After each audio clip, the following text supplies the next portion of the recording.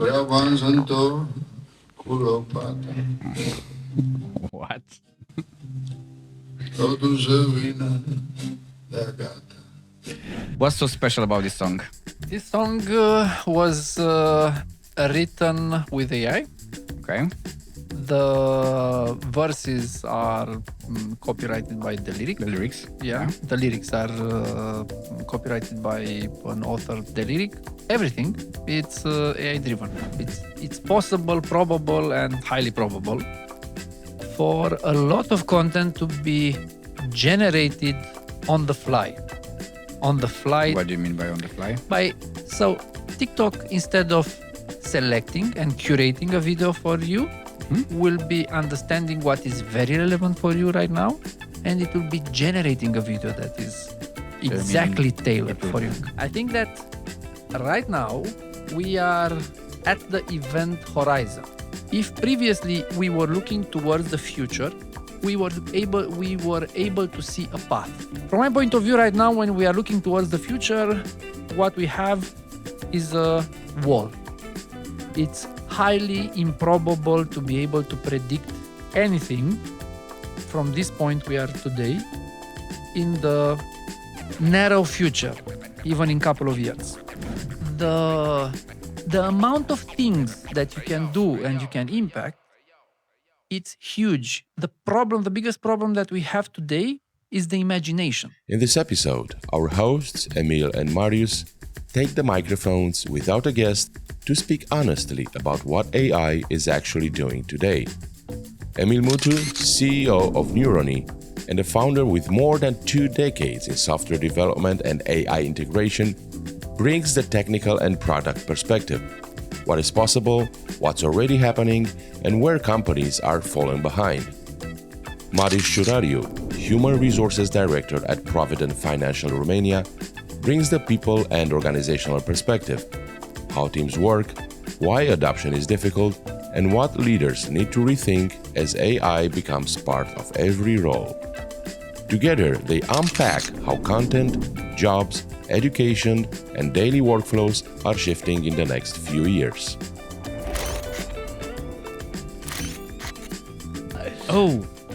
There's no guest today. Oh, shit. What do we do? Dennis, help. Hello, everybody. Welcome to the 8th episode of REWIRED podcast. Today, we have let's call it a special episode with no guest. Actually, my guest today is my co-host, Emil. And my guest is my co-host, Marius. And we are aiming to talk overall about AI. And life. And let's start with a song. Let's start with some music because I feel Something that nice. It's a nice Friday to start a music. So let's listen a little to that music. Oh, by the way, while you're still waiting and watching, what the hell are we doing here? Just like, subscribe, comment, share. Do whatever you want to do in life. As we are still waiting for that song. No, I cannot.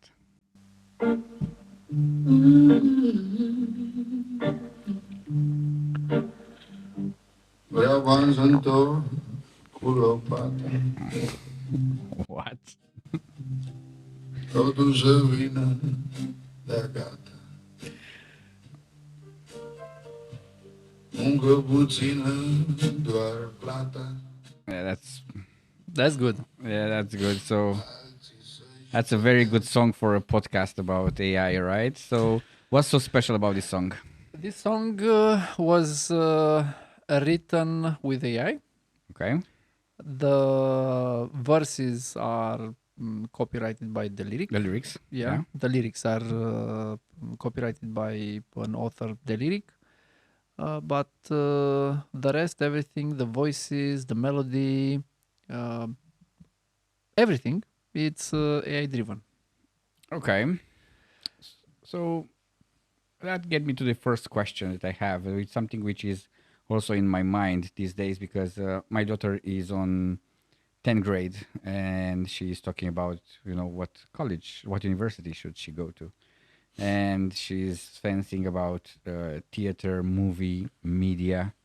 And in my mind, it's like, okay, so how that world is going to look like in 7 years time when she actually is going to get fully into work field. So how do you see creativity developing in a area where AI starts to get more and more toward between us? Creativity has a lot of niches and a lot of angles. So I think that if your daughter is going into theater, yeah, probably the consumption of theater as it is will increase a lot. While also consumption of video content will increase a lot. Also consumption of audio content will increase a lot. But it is highly probable for most of this content to be AI generated. While theater, it's highly unlikely to become AI generated. Now, let's look at social media entities like TikTok, Facebook, Instagram. What are they doing? In fact, we are their product. So because we are their product, they spend a lot of resources to understand us, to understand everything that makes us tick. And this is by the small micro signals that we are emitting in their ecosystem. And based on this mapping, which is in reality is a multi-dimensional mapping with millions of dimensions, they are able to understand very well what is relevant to us. Based on that, they are curating content from a large repository of content. They are serving us what is most probable to generate an impact. And this is why TikTok is so good right now, because it's tailoring the selection of the content based on our needs. Now, as we are evolving in AI generation of content, it's not even probable. It's possible, probable, and highly probable for a lot of content to be generated on the fly. On the fly. What do you mean by on the fly? So TikTok, instead of selecting and curating a video for you, will be understanding what is very relevant for you right now, and it will be generating a video that is exactly tailored for you. Create it. It will be creating actually videos. It will be creating videos. And this is now possible. It's the only obstacle right now. It's the cost. It is a little bit more expensive that it's worth. But why would they create that video?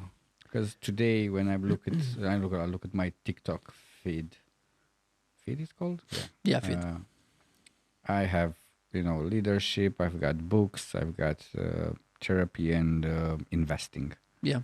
And usually there are people in podcasts like we are right now, or people delivering different speeches somewhere. So why would they create content instead of human? Now, the way you consume content is not the only way content is consumed. Probably in your case, they will arrive later into generating content. But the reason why they will want that is because what they optimize for, it's your attention. Because they are fighting with any other network or any other thing that might distract your attention from TikTok. We are using TikTok, for example, in order to keep you as much as possible focused there. So the only way they can achieve this result is by having the most relevant content for you. And when the first platform will start, so let's say it like this. Right now, the matching between your interest and the content that you are served is around 7 or 8. Yeah? Okay. They will be able to achieve 9.8. when one of the platforms will be able to achieve 9.8 relevance in content, then it will all the others will need to align. Mm-hmm. So it's a race. It will be a race. Mm-hmm. You're talking about the fact that, well, they are interested in knowing as many things about us. Can we go one step further? Yes. So they are not interested in everything about us just like that. Mm-hmm. They are interested to keep us there, consuming the content like rats dependent on dopamine. Mm-hmm. So not because they are willing to do us harm, but because this is the business model. Yeah. Yeah. So They're now making money. making money. They are monetizing the attention span. Mm-hmm. I'm going back to the first part of our discussion. So you have 2 kids, and I'm pretty sure that the people who are listening to us from time to time, if you listen, just like, subscribe, share.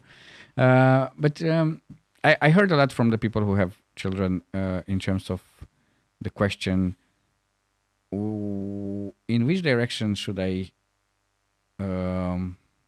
put the education of my children?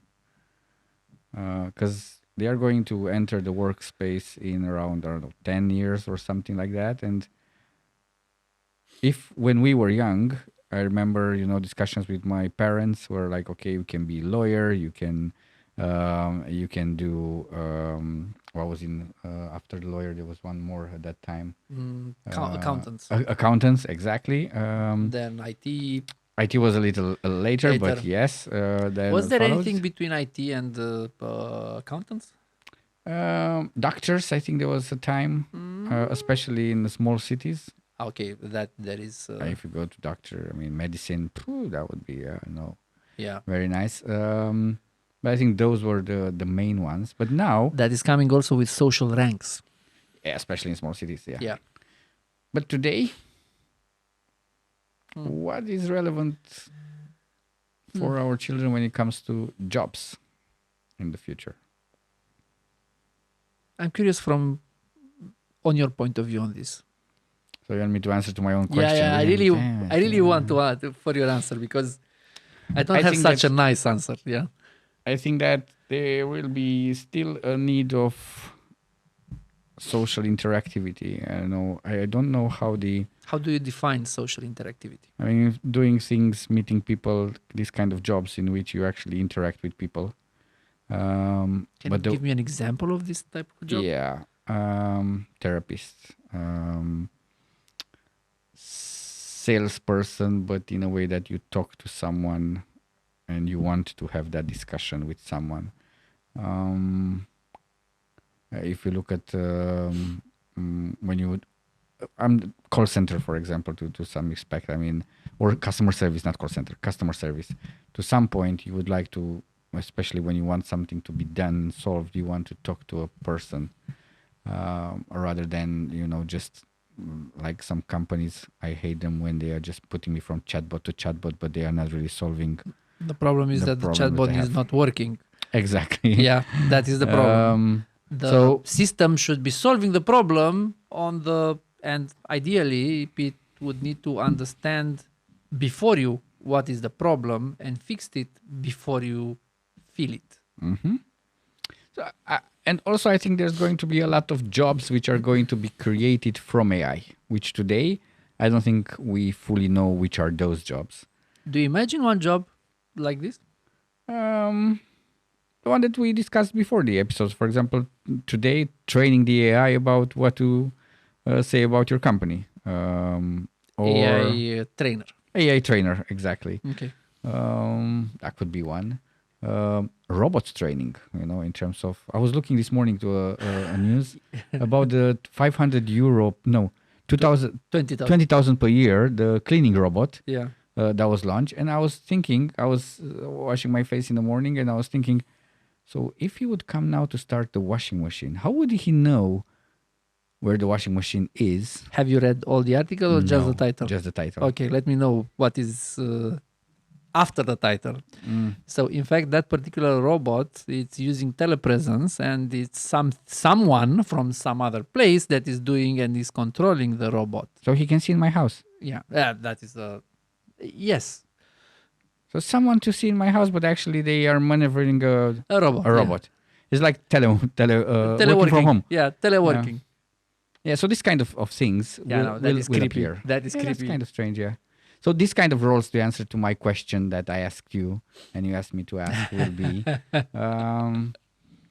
it's very interesting, and with this I pause after that, because when I asked my daughter, check that or use AI, there is a reaction from children. I saw that in all her classroom, students like, no, we don't believe in AI, which is very interesting. What?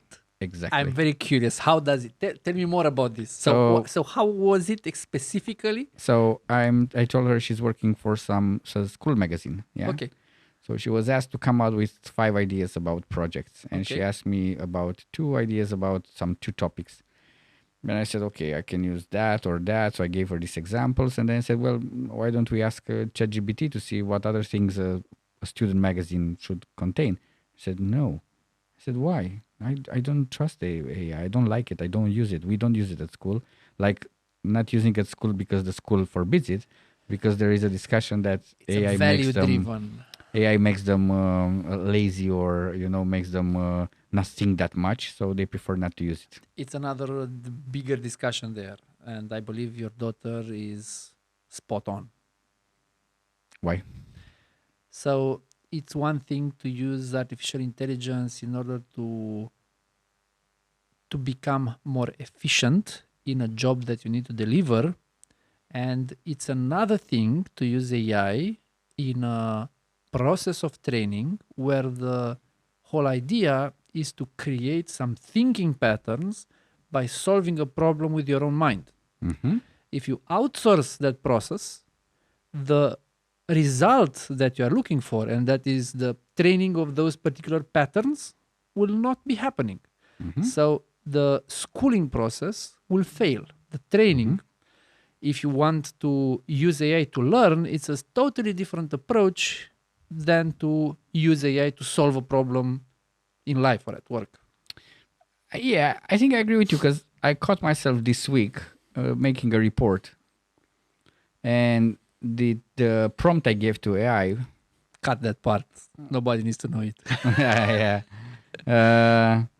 The prompt I gave to AI, I said, okay, so I'm preparing this executive summary report, and I need you to find the weak spots of that, going to this audience, trying to get this objective, and coach me to make it better. Okay. So he started by asking me some really good questions. The first 4 I've answered back. And then he started giving me longer texts. And what I saw myself was that I started not to read the whole part. And at the end, he had a question. Do you want me to make it better in a Word format? Yes. Great. So I was lazy, because actually I've asked him at the beginning in a learning process. I thought I'm going to use it in a learning process. But then when I saw the shortcut, I was like, yeah. Do you know that OpenAI has even a specialized option that you need to use when you want to use it for learning? No. If you click on the left side where you are selecting the large language models, Yes. one of the options is learning. Yeah, and that is a very powerful tool. Very powerful tool. I like the one that I use sometimes in Copilot. There is one which is called idea generation. And there's another one. Like brainstorming replacement. Yeah, like brainstorming replacement. And it's a very good partner for brainstorming. Something else. I want to answer to your question. Yeah, sorry, I will be circling back. You asked me back. And so it was not a diversion. Yeah, I really wanted to understand your point of view. Yeah. So I think that right now we are at the event horizon. So if you're looking in a black hole, event horizon is the place where nothing is able to come out of there if it gets to that point. And this event horizon is a limit. How we feel that limit is that if previously we were looking towards the future, we were able to see a path. Okay. Like, in order to be successful, I need to go to university, become a doctor, so on, step 1, step 2, step 3, and you are able to understand your path forward in the future. From my point of view right now, when we are looking towards the future, what we have is a wall. It's highly improbable to be able to predict anything from this point we are today in the narrow future, even in a couple of years. Because the things are changing with the speed that right now things happen in 1 week that were not happening in 1 decade previously. Now, let me be the devil on this discussion, yeah? So,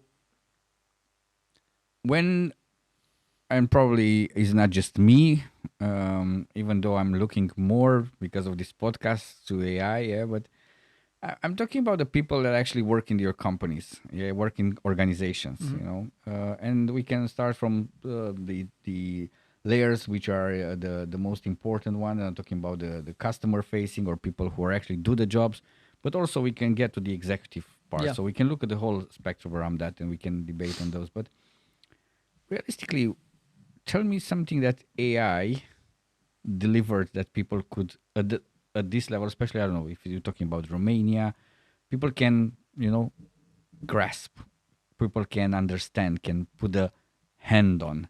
So they could, because I'm just making a longer sentence here, but I'm telling to my guys, hey, technology is coming, it's going to change the world in terms of that. Your job is not going to be the same because of ABC. And they look at me and said, yeah, but I'm doing papers today and the legislation is doing papers, and I'm looking around and everybody's doing the same. So how you tackle that? I understand your. So can you please say again the question, but in a Yes. shorter format, in order to be sure that I'm really answering the right question? There is a lot of talking about AI, but actually, what does AI look like and what does it deliver? Something tangible today. Do we are in a position to say that we know what to do with it? The direct answer is no. We don't know what to do with it yet. And this is not because the capability is not there.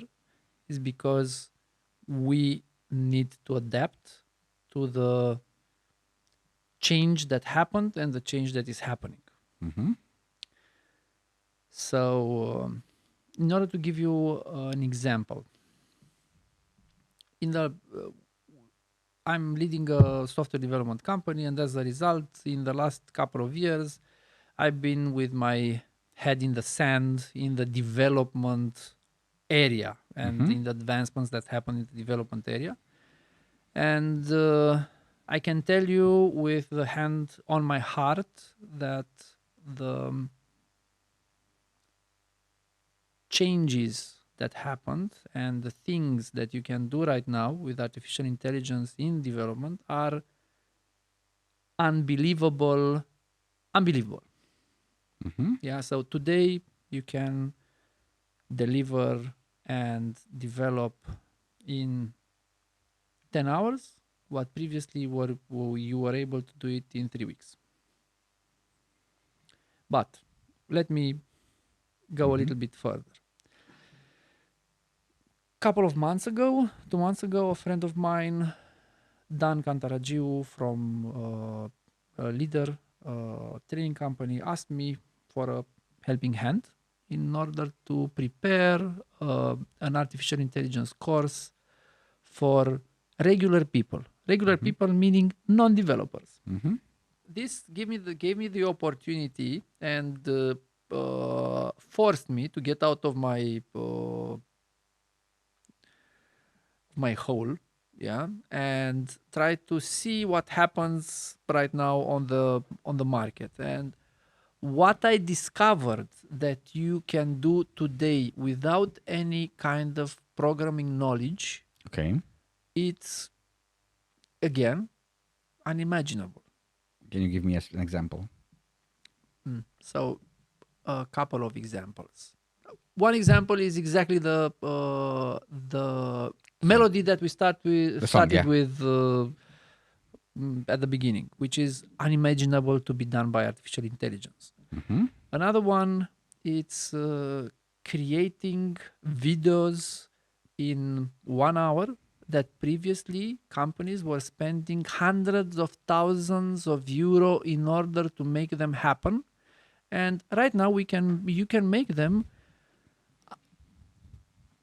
as a normal person who's not doesn't has the job to do video production. You won't be able to spot the difference. So I mean, like marketing campaigns, like commercials that are that can appear and will appear at on TV.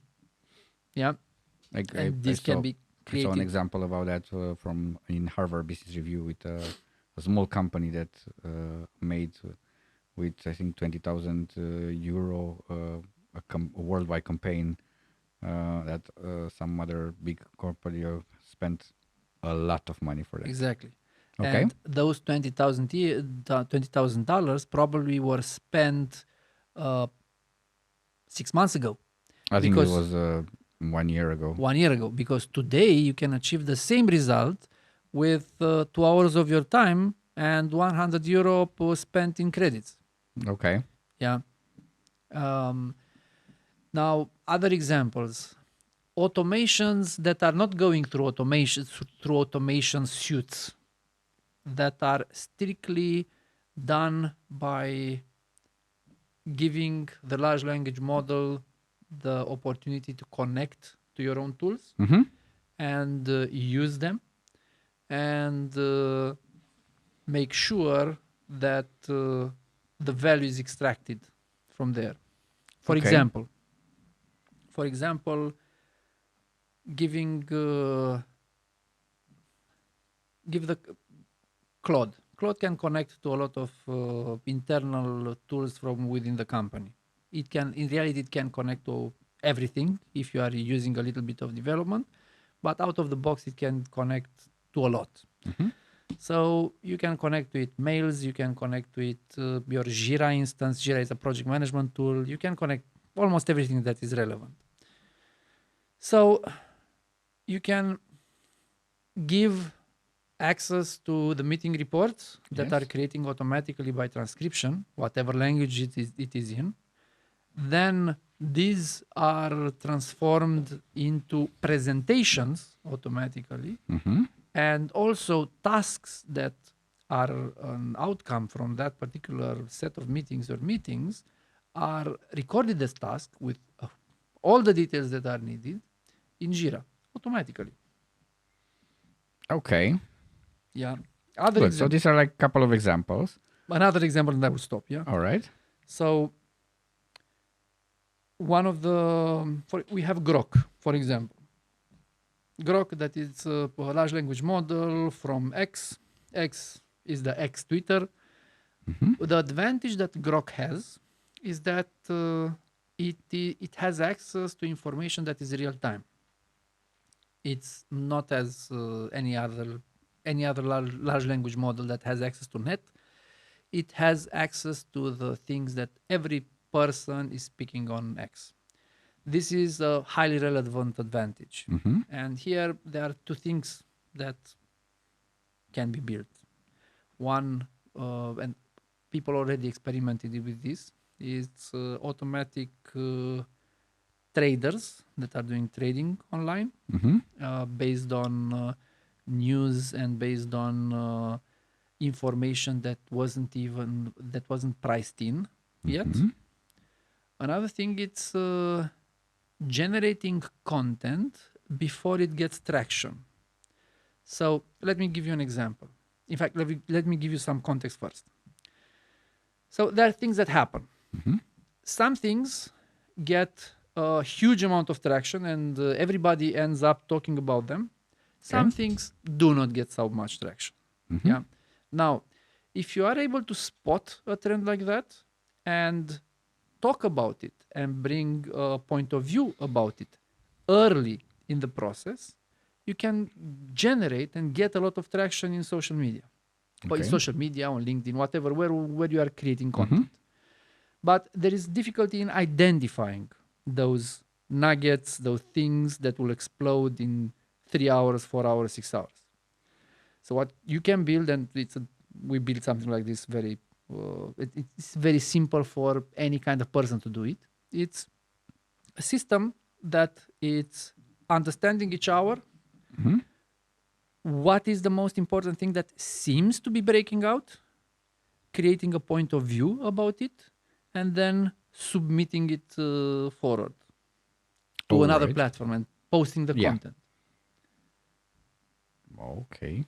It can be done with a human in the loop or not, but the amount of things that you can do and you can impact, it's huge. The biggest problem that we have today is the imagination. The lack of imagination. The imagination that is limited by the lack of dreaming. Okay. But today the dreams have wings. That's deep. Yeah, that's deep. So what did a regular... One second, I want to say something here. Yeah, so we have buried Jules Verne in the 2000s. Yes. Today, and in fact 1 year ago, we have buried Arthur C. Clarke, Space Odyssey. Yeah. Okay, you know that there was HAL. HAL was the computer that was coordinating the ship.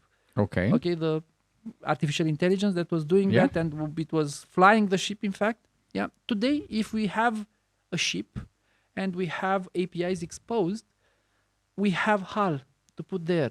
And it will do it the same as HAL, probably not as bad, but overall, it can do the same job.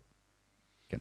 So you deliver that training? Yes, I delivered the first instance of that training. Okay. So how do you assess the reaction of people? How do people react to the things that you presented there? I think it had an NPS score of 100, which is relevant. And people, I think, based on the feedback that I received, that we requested feedback from each individual in particular, each one left there with something that is worth for them to apply tomorrow. So let me give you some context. I will go a little bit back. So I started this company 23 years ago, something like this. Yeah. Okay. And I will tell you a little bit about the beginning. Yeah. So we were young. Yeah. We were free. That sounds like a song. Yeah, it sounds like a song. Played by a real human. So we were not very organized at the beginning. So as a result, we were ending up working a lot of nights. Yeah. And I hope like every successful startup in a garage. No, it was a apartment. Yeah. Okay. So we were working a lot of nights. At that time, I remember that we were working for a travel company at that moment, CMB Travel. We were building for them a very complex software solution, and we needed to deliver on a certain date, and we were in delay. As a result, me as a project manager, because I never wrote code, with a couple of colleagues, one of them being Adi, hi Adi, were in the office at very late in the night. Yeah. So, because I'm trying to help. Yeah. And I wasn't able to help by writing code, and I was helping them take information from a document and putting it in a database. And I was doing a lot of copy and paste. Yeah. And imagine the following scenario: dark. It is dark. And Adi is taking a break because he cannot do it anymore. The smoke in the room is like you can cut it with your knife. Okay. Yeah, because we were still smoking in the office. Yeah. No law about that. And he's looking at my screen, what I'm doing. And he says, Emil, what are you doing there? I'm copying information. What I was doing was going and selecting a piece of text, clicking right click, then going to the other place, right click, paste. He explained to me about Ctrl+C and Ctrl+V. That was the most important productivity hack that I got in my whole life. I was having this business for 3 years and I learned from Adi Ctrl+C and Ctrl+V only that moment.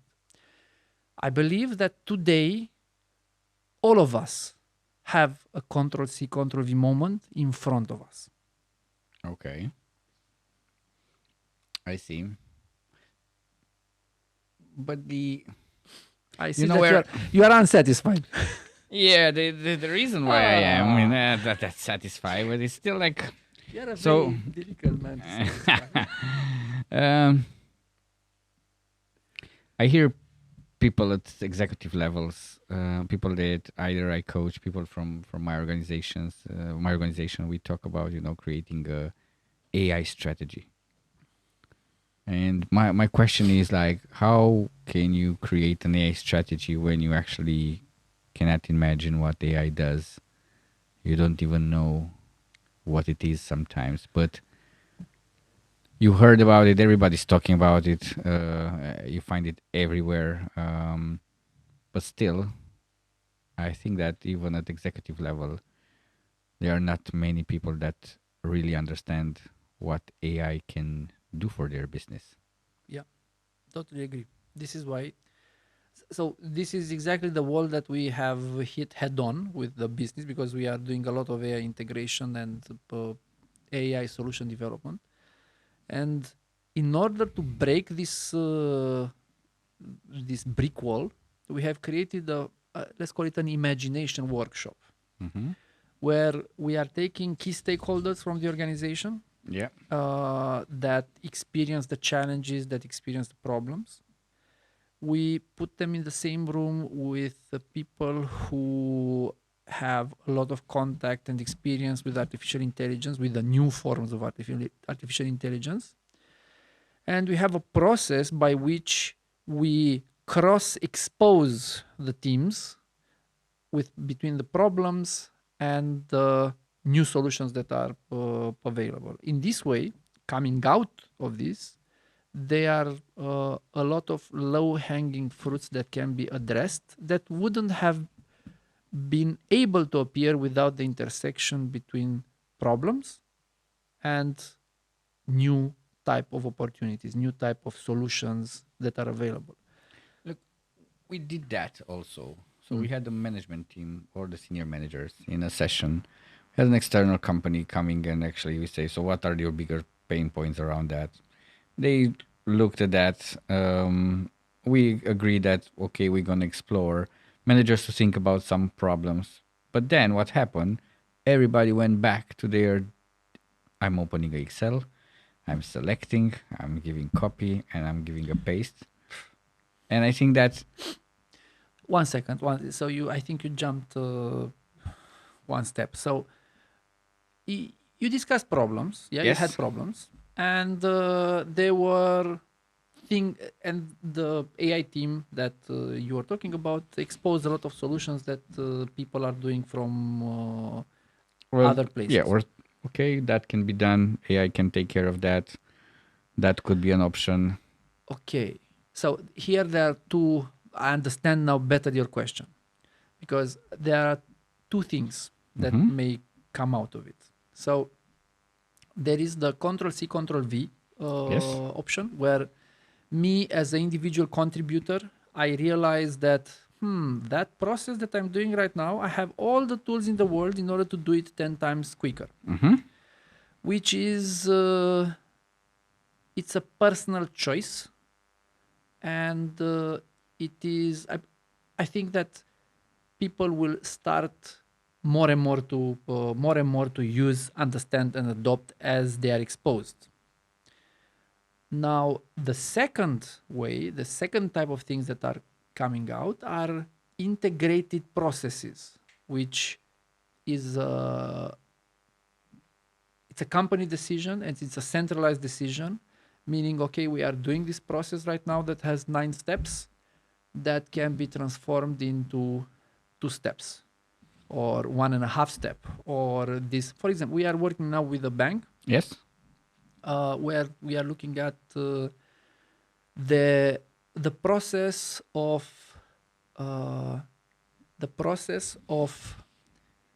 approving amounts and credits, Yes. which is a very complex project.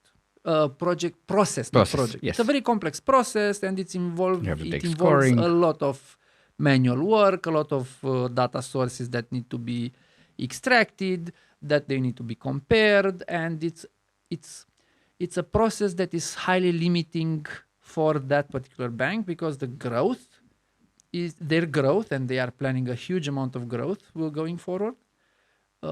It's limited by that. Okay. It's limited by that because it's also involving training. It's not simple. Yeah. So what we are looking now, it's coming out of a meeting like this. It came out that this type of process would be best to be reinvented from scratch. Mm-hmm. And this is the perfect place to use artificial intelligence, that is hosted locally by the Yes. company in order for for any data not to leave the premises, in order to shorten as much as possible the process, and instead of being a 1 week thing, to be a 1 day thing. Interesting. Listening you, I also my mind went back to, we were talking about the executive. So we had Stefan last time. I think it really depends on how the CEO or Is the driving board the business. is driving it. Because if you bring any AI team to the table and then you say you leave, okay, guys, so whoever has an idea, this is the contact for those guys. My experience is that people go back to the day-to-day job, which sometimes is overwhelming because of the way things are working today, of the lack of automation in some cases, of the fact because some jobs are really packed. I mean, in some organizations, people were reduced, and we're going to get maybe to that point as well, and people have to take more and more on top. So technically, there's no time for you to think. One thing, you don't have the time to think because you're really down to your job, and the second one, it's something which is unknown. So, well, should I take care of something that is unknown and I don't know how, rather than doing my familiar stuff? Well, what's in my control? The familiar stuff. So I go back to that. So I think if you don't have a strong CEO or board driving that agenda, I think it's very difficult to move the organization towards that. There is another challenge related to that as well. So, looking at corporations, and discussing about the types of AI integrations in your life that are shortening processes. It's highly probable, it's probable, not highly, it's probable for that. Let's say that you were involved yesterday in a process that took you 3 working days, Okay. 24 hours. And by using new methods, you've identified a way to make it like a 4-hour thing. How many people from the corporation world will go back and say, I have 2.5 days free. What can I take more? None. Probably there will be some, because I believe in humanity. Yes. Yeah, but Or a few. But I don't think that this type of ownership distribution that you are talking about, it's okay and it's functional for organizations. Because we will be facing organizations, very small organizations of 3, 4, 5 people, that are very nimble, where each of the people that are working in that organization are equivalent to 20 people from a normal yesterday's type of organization, that will be wiping with us on the floor in the future. So this type of responsibility shouldn't be with everybody. This should be a centralized decision, and this is my view over it, at least. And I think somehow going back to this different episode that we have with us as guests, I think that was one of the main reasons why we started this podcast, was to actually show some people how AI can be used, what solutions actually can be very real and are used in terms of that. And I think AI is a very buzzword as well, but I think most of the things is work simplification, faster process, increased productivity, digitalization, even though digitalization now, when you look at it, digitalization, AI, digitalization sounds like something from the past. Yeah, it is from the past. Yeah, compared with AI. So I'm thinking, what do the CEOs of these companies, and I'm not talking about CEOs, like it could be a large organization or it could be small companies as Romanian entrepreneurs, what they can do in terms of training that imagination? First of all, to take ownership, to understand that it's their job to break the resistance, and the resistance will be there. The force maybe with you. Yeah, it sounds bad, but it's and I think it's also a survival issue. It's not is not an optimization issue. Is not a make the margin better issue. It's we'll be entering very soon in a survival period when it will be very important to adopt and adapt.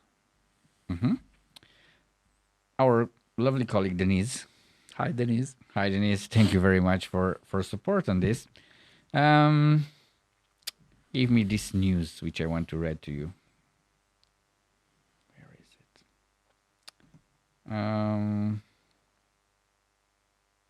71% of the UK workers are using unauthorized AI tools. A recent study reveals that 71% of the UK workers are using unauthorized AI tools, and only 32 express any concern about the risk of using those. Surprise, surprise. Surprise, surprise. The shadow AI phenomenon is growing because employee feels the organization don't provide tools that are appropriate or sometimes training.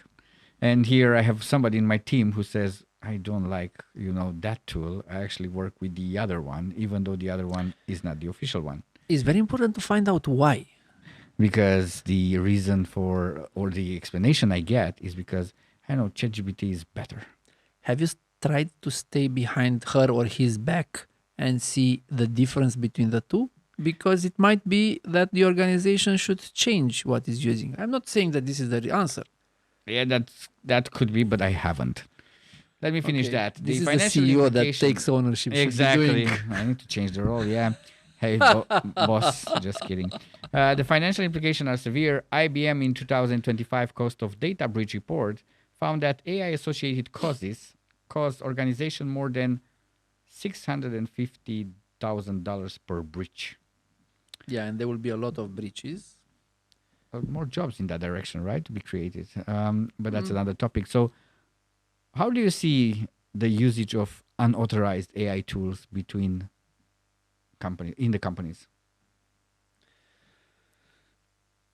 Very difficult. If the ownership is there and the path is clear in regards to how you can do your job today in the better way, then this problem is not there. At the same time, I believe that 95% of the corporations will have the issues, and shadow AI usage will increase.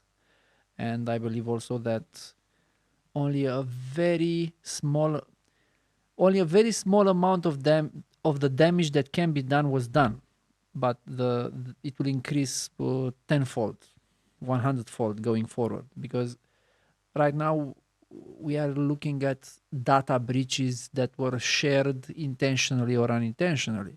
But the world that we are going towards is it will be hampered by vulnerabilities of AIs, by AIs that will have access to company systems that will be able to take prompts from unauthorized entities by people who, for example, there is in order to give you an example. So right now you can connect the AI to your email, to your agenda, to all the other systems in your office environment. And there is a type of breach that is doing the following thing. It is sending meeting in your calendar. Okay. The meeting in your calendar gets there without any problem, because if I'm sending you, it will get in your calendar. Yes. Yeah? In that calendar is a hidden prompt for the AI that is assisting you in your job. Like if I use Copilot, Whatever. For the Copilot. Yeah. Yeah? Okay. The AI, that particular instruction tells your AI to look in your emails and send the emails to an undisclosed address. And this is happening, and this is a documented breach that happened and impacted. No. Yes. Get out of here. No, really. And this is only the surface level. This is the foam on the waves. So actually, going back to my initial question, what kids could work in the future could be like you remember that Ghostbusters movie? Well, that would be like AI busters, frauds or whatever. What's the name of this? Does it have a name? Ghostbusters? No, yeah, but no, the example you gave me with the invitation that goes into a mail, that's what... it's an exploit. Yeah, so that would be a job. Yeah, I think the better job would be to do the exploits. It will pay better, probably. Continuing to the news, Joking. Amazon announced 14,000 corporate jobs to be cut globally. The cuts... 14,000? Not more? The cuts is about 4%, but there is a broader plan, reports suggesting that they can get up to 30,000 corporate jobs. Now, we saw the official internal message. We saw the speculations. What were the speculations? Well, the speculations that actually appear were the fact that the company needs to be linear with fewer layers and more ownership to move faster, especially given the rise of AI. Okay. Speculations, I think I heard, is like, oh yeah, AI, took the jobs of those people. What's your view on that? I've read an interpretation that this particular situation is related to AI, but not in the way we would expect it. So not because AI has taken the jobs of those 14,000 people, but because right now it's a... So let's take the context. So right now they have a very big window of opportunity that they cannot monetize correctly and they cannot extract value from it. They have 17% more clients that are requiring AI processing power, and they are not able to they are not able to deploy. So they need more chips. They need more chips. Unfortunately, the chips are hugely expensive, and in order to address this, they need to save wherever they can. So they need to make money. So they need to make money to invest in order to make money, and the only place that they could shave off a sufficient enough layer of money, in order to use in investing, it was the corporate jobs. And if we touch this subject, and Amazon is also present in Romania, but I don't want to make the discussion about Amazon. I want to ask you, so in the light of AI, how do you see the Romanian IT market? I mean, in the previous years or the last years, I don't know, 10 years, I think IT had a boom. I think there were lots of jobs created, lots of companies opened Yeah. headquarters here. The labor force at that time was cheap. I remember the salary range comparatio when you compare, for example, a Warsaw IT person in a the data analyst, salary data analyst compared to Romania. Romania was always better 10 years ago. Better meaning like cheaper. Exactly. So it made sense to bring. Now, But the like 2 years ago, we were only slightly cheaper than Warsaw. yeah, but that's Only what I say. slightly cheaper. 10 years, it was a bigger gap. But now things kind of Aligned. aligned. Yeah. Or, for example, I've seen the benchmark on the salaries on IT on Hungary, and Hungary is much cheaper than Romania. Also, we see the fiscal But deductions. they are much. They are speaking English much less. That is one of the disadvantages challenges. of them. And also in the past we got before the war in Ukrainian, you have a lot of companies getting people from Ukraine to work, but with the war they were a little busy with other things. But my question is going back, so we have an increase in the cost of IT as a workforce just because salaries are up. We have a fiscal deduction which actually disappeared as the government announced. We have AI coming and knocking on the door. So how do you see the Romanian AI market from the Romanian IT market? sorry, I just said AI IT market. It will need a restart. It will need to find. So most of the people that are involved right now in IT in a way or another are their jobs are related to outsourcing and to, let's say, low margin work. Okay. Low margin work, not the fact that they are not paid well, but it's a low margin work compared to having the ownership over the product, over the brand, over. So we were sweatshops for development. Not all, but a big part of the economy. Yeah, we have a lot of advantages. We are speaking good English. We have people that have a lot of experience and have a lot of knowledge. So we have a lot of things going for us. Right now, I believe that a lot of jobs of this type that are coming from abroad will not be coming anymore. Okay. And why do you think they that? will be redistributed towards artificial intelligence. They will be distributed towards other places that are less expensive than us. And because one of the things, previously one of our advantages was language. The language barrier today is much lower than it was 2 years ago. One of the reasons, yeah.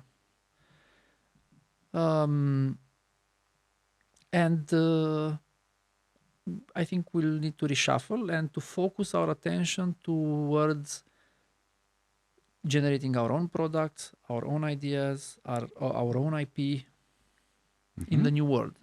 Now, how this IP will be looking in the new world, it's another totally different topic, which I really don't have an answer for. Yeah, we are in the dark a little bit. Okay. Thanks for sharing that. As we are getting towards the end of the episode, nice episode. I don't know. We'll see. I hope we'll get past 10 viewers. But they are the good kind. Yeah, exactly. One thing you automated in your life, personal life, One thing that I automated in your my personal own life. Personal life. Yes. Or if you don't have one, tell No, me one no, thing come that on. you would. I'm curious. Yeah, I'm curious. I'm looking if Mhm. unfortunately, I'm a workaholic, and my personal life it's highly superimposed on my work life. Mm-hmm. Yeah. So, in my personal life, I didn't automate anything. Okay, so let's assume that you have a week in which you will have plenty of time. Mm-hmm. What's one thing from your personal life that you would consider to automate? Let me tell you. In that 10 days or 5 days or whatever, I will spend the time to identify the things that are worth automating and then stop doing them because it's my personal life. Say that again. So if it's worth to be automated, Yes. then it's not personal enough to be spending time on it. Interesting. But I think there are still things in the personal life that if I would manage to automate, like for example, I love traveling. Okay. I want to have a personal AI Yeah. that can actually find me the cheaper flying options, give me look into my calendar and see, which one are available You can do around it. that. You can do this right now without any problem, and it's functioning very well. Yeah, we do it together after. Interesting. So I would automate some So things. this type of things, Yes. I'm doing already, but they are from my point of view they are not automating. Or Yeah. what they are, because you're wasting. I don't know. I have to have a holiday right now, and I have to book flights. For me, that's some time. Let me help you with that. Okay. Yeah. So you would not automate them or stop them. Okay. Yeah. Got it. Okay. I have two more questions. Why are you doing this podcast? I don't know how to start. If I should answer to the question, how did I start doing this podcast, or how I? Why are you doing it? Why am I doing it?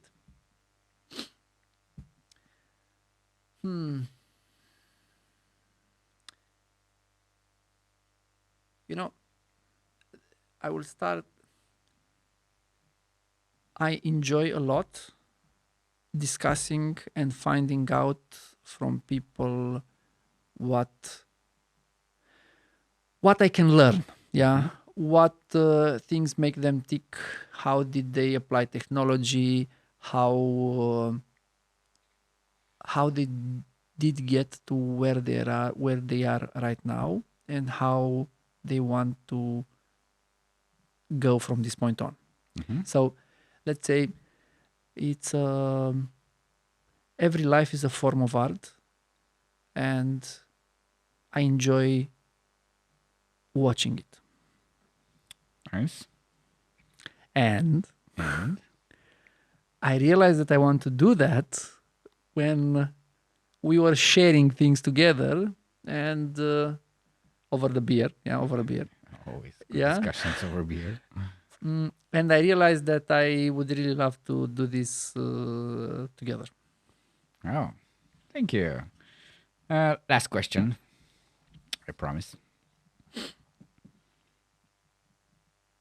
It's going to be a difficult one. Man. Yeah. So, Oh, God.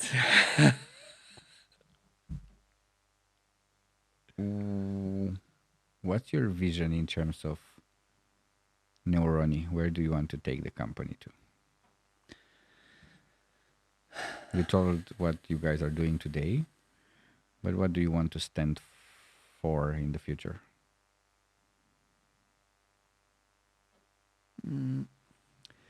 Very good question. So, when I started the company, I started it with a dream. Mm-hmm. Yeah. And the dream was related to, let's call it creative freedom. Nice words. And for a lot of time, for I and the team that is around me, we've wandered through the desert. Okay.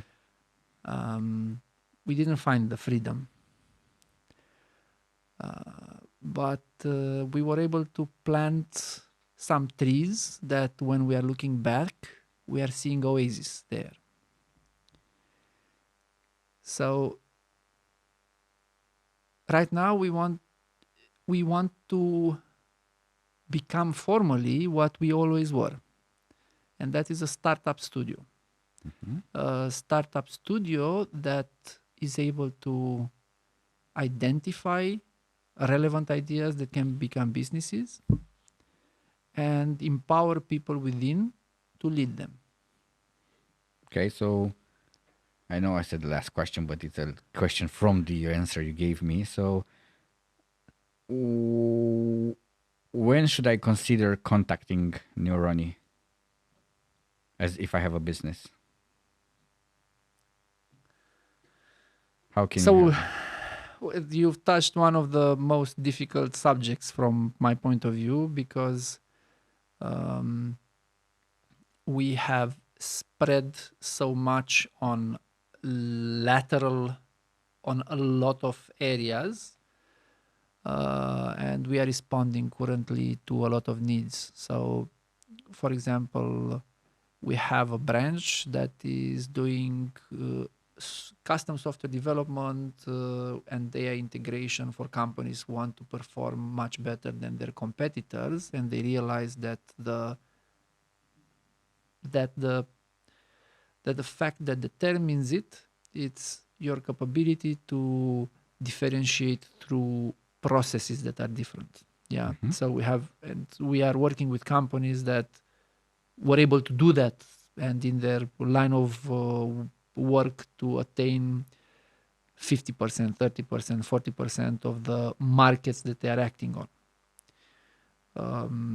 Another area that we are doing very good is on recruitment per se, where we have AI-driven processes that we are able to help companies that need to scale very quickly with very difficult positions and find solution to specific problems like this. And then the other entities are already separated as individual businesses, like Yalok, a system that is doing reservations in restaurants across Romania. Rooms that is doing workspace management across all the globe. Jobful, that is doing an applicant tracking system, more than an applicant tracking system for large organizations, and so on. But mainly the two topics that I was discussing earlier. So custom software development with artificial intelligence and recruitment for special cases. Okay. Thank you very much. Thank you very much. As this was a typical episode, probably we'll do one more for I don't know, maybe episode 20 or something like that. It's a celebratory. To celebrate that. If you want to contact Emil for any services related to what he just described, I mean, you can find him at Neurony anytime. I think you're going to enjoy at least the discussion there. Thank you for watching. Don't forget to like, subscribe, comment, because it really helps us to break the 200 viewers that we have. And I hope you enjoyed. See you next time. Do you think we can make 201? Yeah, you could put some bots or AI to that. Oh, and Marius, thanks for editing this episode, which is not going to be easy. Yeah. Thank you. Fun.